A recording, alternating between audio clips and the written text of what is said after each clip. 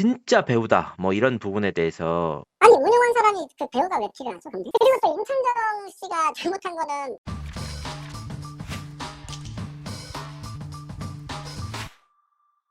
시청자 여러분 안녕하세요. 연예 대통령 이진호입니다. 스스로를 수차례 피해자다라고 주장을 했던 가수 임창정 씨가 다시 한번 사면초가에 빠졌습니다. 지난해 12월 참석했던 골프장 영상이 나오면서 그의 발목을 잡고 있는데요. 당시 투자를 부추기는 발언을 했다라는 보도가 계속해서 이어지고 있습니다. 임창정 측은 이 영상에 대해서 당시 행사장 분위기를 띄우기 위한 발언이었다. 투자를 부추긴 적이 없다라고 일축을 했습니다. 하지만 이 영상 공개 이후 임창정 씨를 바라보는 대중들의 반응은 그야말로 싸늘하게 식었습니다. 앞서서 저는 이 사태가 임창정 사태로 명명이 되면서 다수의 대중들이 마치 임창정 씨가 이번 사태의 주범인 것처럼 오해를 하고 있다. 진짜 배우를 잡아야 이 사건을 제대로 바라볼 수 있다라고 말씀드린 바가 있습니다. 그리고 그 뒷배와 배우 세력에는 투자 운용 주체인 라더견 회장의 책임도 피해갈 수가 없습니다. 그리고 라더견 회장과 임창정 씨의 관계 역시 이번 사태를 풀어나가는 실마리 중 하나입니다. 사실 저는 어제 라더견 회장과의 인터뷰 일부를 공개한 바가 있습니다. 이 공개 영상을 보고 다수의 관계자로부터 연락을 받았는데요. 이번 사태 결국은 주식시장의 문제 아닙니까? 일반 대중들이 이해하기 힘든 부분들이 다수 존재하는데요. 그래서 20년차 투자 전문가들에게 한번 물었습니다. 대체 이 사건 어떻게 바라봐야 하느냐? 라더견 대표가 정말 투자금을 잘못 운영한 것인지 아니면 억울하게 사기를 당한 것인지, 그리고 앞서서도 수차례 연예인들을 앞세웠던 투자 세력들이 있었습니다.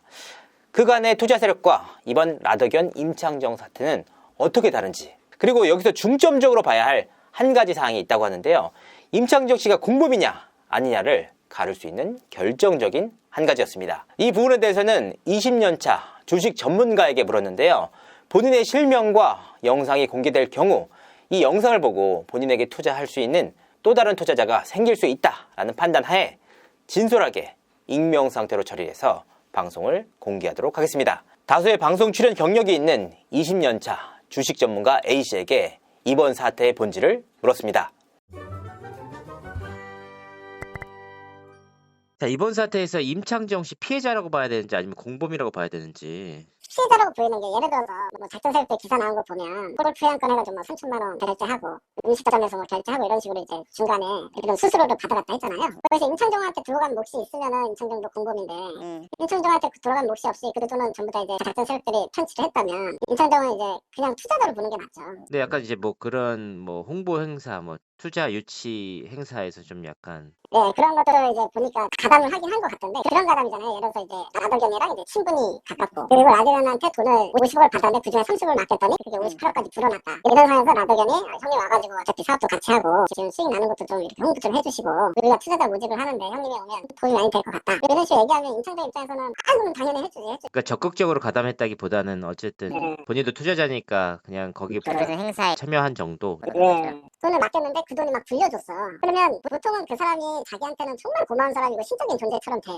근데 그 사람이 도움을 요청하는데 안 줘줄 수 있는 사람이 과연 몇이나 있을까요? 돈에 눈이 멀었다. 그렇죠. 그리고 또 임창정 씨가 잘못한 거는 이름 자체를 하면 안 되는데 이게 이름이 불법인데 근데 보통 투자자들은 그게 불법인지 아닌지도 잘 몰라요. 사실 주식을 다 모르는 사람들은. 이 라이센스가 없기 때문에 불법이라고 얘기를 하던데. 라이센스가 없으니까 불법이죠. 그 라이센스는 이제 투자 자문사를 차려야 돼. 운영사를 차리던가. 네. 그래서 공식적으로 이렇게 하고 그리고 평가 수수료도 공식적으로 받고 수익에 대해서 세금도 내야 돼요. 근데 이들은 전망을 키워가기 위해서 식당도 만들고 골프권 회원권으로 수수 편취하고 핸드폰 만들어서 하는 것 자체가 그러면 이번 그 작전의 진짜 배우 세력은 누구라고 생각하세요? 예를 들어서 그거를 뭐 기획하고 전면에 안 내세우고 뭐 넓은 마당으로 나더견을 내세운 건지 또 뒤에 오히려 이제 그거를 운영하기 위해서 큰 쩐주가 있는지 그 존재 여부는 우리가 알 수는 없지만 나더견과 그 일당들 또 어쨌든 운영을 한 주체 그들이 이제 범법행위를 한 거고 큰 피해를 입힌 건데 근데 왜 그 라더견 회장은 키움 쪽으로 이렇게 책임을 회피하게 만드는지. 그거는 나더견 입장에서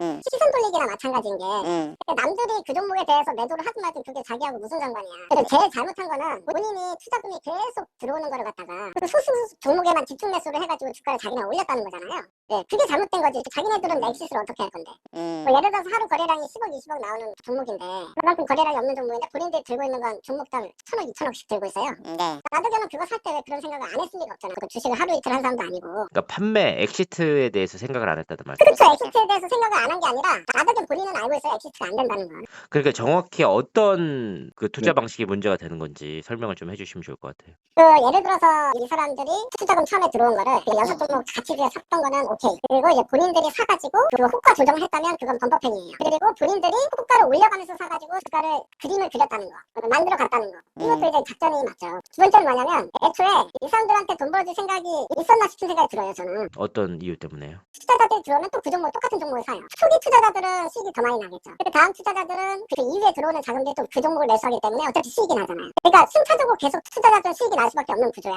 같은 종목만 사니까. 네. 근데 그게 인위적으로 수익이 나게끔 조장을 한 거잖아요. 언젠가는 팔고 나와야지 투자자들이 수익을 챙긴 거잖아요. 그런데 본인들이 계속 사다 보면은 한 종목당 보유 금액이 투자자들 거 다 합치면 1,000억이 될 거 아니에요. 한 1조가 모였다고 하면. 그러니까 6종목을 나눈다고 하더라도 뭐 1,000억, 2,000억씩은 보유를 하고 있었다는 얘기잖아요. 그러면은 그거를 그 고점에서 자기네 팔려고 할 때 누군가 받아줄 세력이 있어야지 그 가격대에 팔고 나올 수 있잖아요. 이거의 배후 세력을 문제 삼기에 앞서서 회장의 투자 방식 자체가 문제다. 이런 말씀이신 그렇죠. 거죠. 소름 돋는 부분은 그렇게 거래량이 없이 소수 종목만 매수를 하는데 자기 회원 그 투자자들의 매수 금액을 갖다가 신용 풀로 매수를 질렀다는 것 자체가 소름이 돋는 거죠. 만약에 신용을 사용해도 된다고 투자자가 허락을 했다고 하더라도 그 자금을 운영하는 사람 입장에서 보면 리스크가 너무 크잖아요. 본인이 알잖아. 그렇죠. 이거를 내가 주가를 올리는 건 문제가 없어. 근데 팔고 나올 때가 문제라는 거는 모를 수가 없어요. 운영하는 사람은 주식 전문가잖아. 네, 그런데 그 사람이 신용 풀로 질렀다는 거는 이 사람들한테 중간중간 영업을 하면서 볼륨을 키우고 거기서 자기가 돈을 천천히 목적이 가장 큰 거 아니냐 이거죠. 제가 봤을 때. 그리고 지금 얘네가 자꾸 작전 세력으로 몰아가는데 저는 그냥 가치 투자한 거예요. 가치 투자. 자, 가치 투자가 뭐냐면은 자, 이 회사의 법인에 돈이 많아요. 네. 법인에 돈이 한 1조 정도 있어. 근데 시가총액이 1,000억이래. 그럼 말이 안 되잖아요. 그럼 네. 나 이 회사 지분 10% 사면은 그럼 100억만 사면 내가 1,000억짜리인 거 알잖아요. 네. 그러니까 나 우리 그 직원들이랑 우리 고객들이랑 같이 사 들어간 거지. 그러니까 우리는 돈을 잘 벌 것 같은 회사에 투자하는 게 아니고 돈이 이미 많은 회사에 투자하는 거예요. 지금 현재 얘네들 들어간 종목이 자산 가치가 뛰어난 종목들이에요. 이 회사의 장부 가치가 있잖아요. 장부 가치가 5조야. 근데 시가총액이 5천억밖에 안 돼. 근데 이런 종목들이 수두룩해요, 주식시장에. 그래서 이제 우리가 가치주라고 표현하는 사람들이 가치주를 좋아하지 않는 이유가 뭐냐면 계속 그 저평가 상태에서 5년, 10년간 움직이기 때문에 그렇거든요. 그러면 주식을 할 줄 아는 사람들 같은 경우에는 이게 이론적으로 맞아. 이게 원래는 10,000원짜리 주식인데 지금 1,000원에 거래되고 있어. 근데 만약에 이 회사 만에서 이 회사 자산 정리하잖아. 그럼 당신한테 재산 정리하면은 10,000원이 떨어져. 1,000원에서. 이런 식으로 이제 영업을 한단 말이에요. 근데 이런 가치주는 부채 비율도 별로 없고 회사에 돈도 많고 땅도 많잖아요. 공장과 부동산이 많기 때문에 망할 일이 없어요, 평생에. 근데 이 회사는 망해야 돈을 버는 거잖아, 우리 입장에서. 그래야지 자산을 청산해가지고 주주들한테 나눠줄 테니까. 근데 이 회사는 망하진 않아. 하지만 주가도 계속 바닥권에서만 움직여.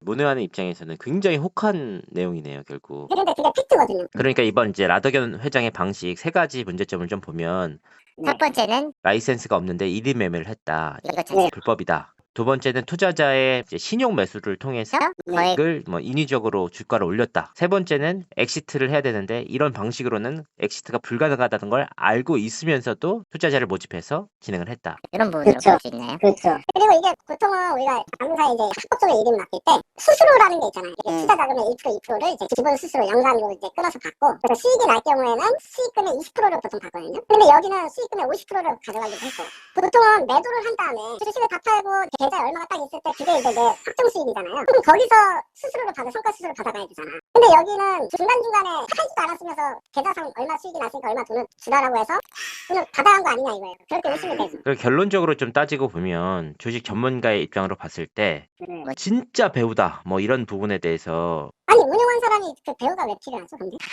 자금 운영한 사람이 배우가 왜 필요해? 일단 1차적인 책임이 본인한테 있는데 그 책임에 대해서 지지 않고 이제 2차적으로 문제를 찾는 것 자체가 시선 돌리기다 이렇게 볼 수 있는 거죠. 네. 이상으로 이진호였습니다. 감사합니다.